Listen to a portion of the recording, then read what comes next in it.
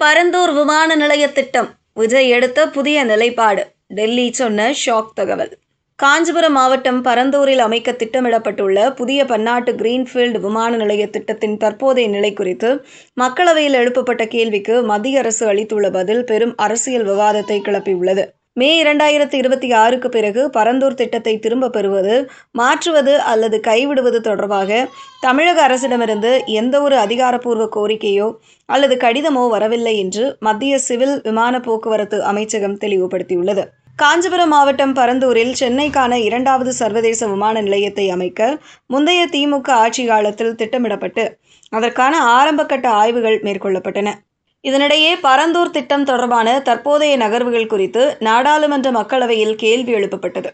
இதற்கு பதிலளித்து பேசிய மத்திய சிவில் விமான போக்குவரத்து துறை இணையமைச்சர், பரந்தூர் கிரீன்ஃபீல்டு விமான நிலைய திட்டத்திற்காக தமிழ்நாடு தொழில் வளர்ச்சி நிறுவனத்திற்கு கொள்கை அளவிலான அனுமதி ஏற்கனவே வழங்கப்பட்டுள்ளது. ஆனால் மே 2026க்கு பிறகான காலகட்டத்தில் பரந்தூர் திட்டத்தை கைவிடுவதாகவோ வேறு இடத்திற்கு மாற்றுவதாகவோ அல்லது திரும்ப பெறுவதாகவோ தமிழக அரசிடமிருந்து மத்திய அரசுக்கு எந்தவிதமான அதிகாரப்பூர்வமான முன்மொழிவோ அல்லது கடிதமோ கிடைக்கப்பெறவில்லை என்பது உறுதியாக தெரிவித்துள்ளார். சுமார் 4970 ஏக்கர் பரப்பளவில் பரந்தூர் மற்றும் அதனை சுற்றியுள்ள 13க்கும் மேற்பட்ட கிராம பகுதிகளில் இந்த விமான நிலையத்தை அமைக்க திட்டமிடப்பட்டிருந்தது.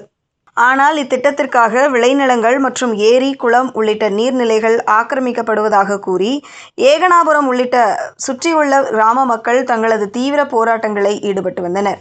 விளைநிலங்களையும் நீர்நிலைகளையும் அழித்து விமான நிலையம் அமைக்கக்கூடாது என்றும் இத்திட்டத்தை உடனடியாக கைவிட வேண்டும் என்றும் உள்ளூர் மக்கள் மற்றும் பல்வேறு அமைப்பினர் தொடர் வலியுறுத்தல்களை முன்வைத்து வந்தனர்.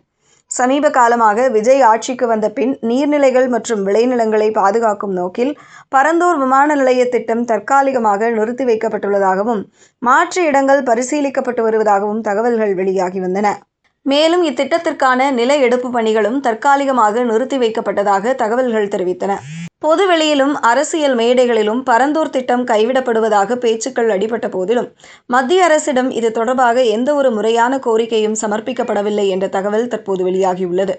மத்திய அரசு வெளியிட்டுள்ள இந்த விளக்கத்தின் மூலம் பரந்தூர் விமான நிலைய திட்டம் தொடர்பாக மாநில அரசால் இன்னும் அதிகாரப்பூர்வ அரசாணையோ அல்லது மத்திய அரசுக்கான அதிகாரப்பூர்வ கடிதமோ அனுப்பப்படவில்லை என்பது தெளிவாகியுள்ளது.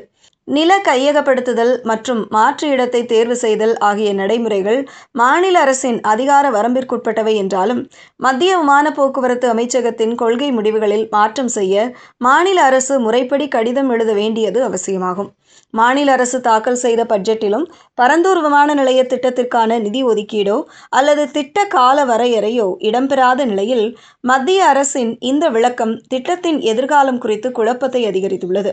பரந்தூரிலேயே திட்டம் தொடருமா அல்லது மாற்று இடம் தேர்வு செய்யப்பட்டு அதற்கான கோரிக்கை மத்திய அரசுக்கு முறைப்படி அனுப்பி வைக்கப்படுமா என்பதை மாநில அரசு விரைந்து தெளிவுபடுத்த வேண்டும் என்று தொழில் அமைப்பினரும் உள்ளூர் விவசாயிகளும் எதிர்பார்க்கின்றனர்.